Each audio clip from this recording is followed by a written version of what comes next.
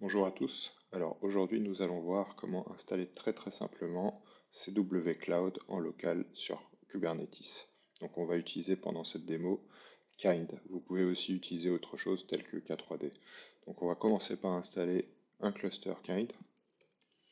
Kind create cluster. Voilà. Donc maintenant on a un cluster qui est normalement ready. On va tout de suite le tester. kubectl get ms.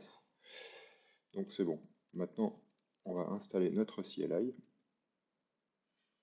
Donc, on peut l'installer avec Brew, on peut l'installer d'autres façons. Vous aurez un QR code avec la documentation euh, plus tard dans la vidéo. Installe CWC.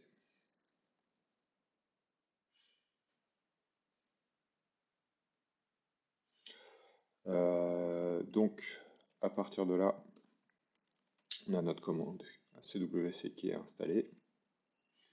Et il suffit juste de faire CWC bootstrap. Alors maintenant, ça va nous prendre à peu près 5 minutes puisque la première fois, ça télécharge toutes les images. Donc ça prend un tout petit peu de temps. Et puis les autres fois, c'est plus rapide. Donc ce qu'on va commencer à faire, c'est une petite boucle toutes les secondes. On va scruter ce qui se passe sur le namespace CW Cloud.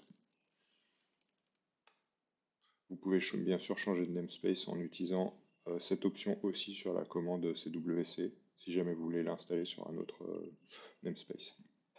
En attendant, ce que je vais faire, c'est qu'on va afficher un QR code dans lequel vous pourrez y trouver un bloc pour reproduire toutes les différentes étapes et la documentation d'installation.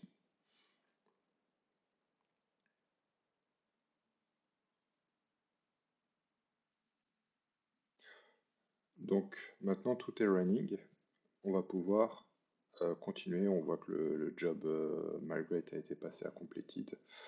Donc on va pouvoir utiliser une autre commande, cwc bootstrap pfw. Donc celle-là, en fait, ce qu'elle va faire, c'est qu'elle va faire des port forward pour ouvrir les deux services, l'API et l'interface graphique. Et on va pouvoir copier ça et l'ouvrir dans un navigateur. Donc ouvrons un navigateur en incognito Windows. Et voilà, on a bien accès à notre CW Cloud en local. Par défaut, l'email c'est sredevops@comore.io et le mot de passe par défaut c'est cloud456. Donc on va se connecter dessus. Et voilà, on a bien accès à nos services. Alors bien sûr, si vous essayez de provisionner, ça ne va rien faire parce qu'on n'a pas configuré les credentials pour aller sur les différents cloud providers.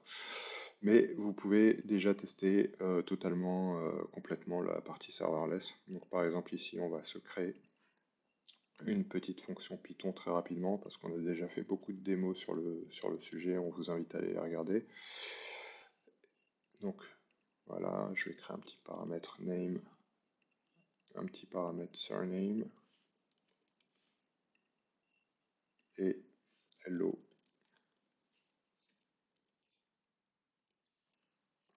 format surname name. Voilà. Et on va vérifier qu'elle s'exécute bien. Donc là, je vais écrire mon nom et mon prénom. Et voilà, ça fonctionne bien.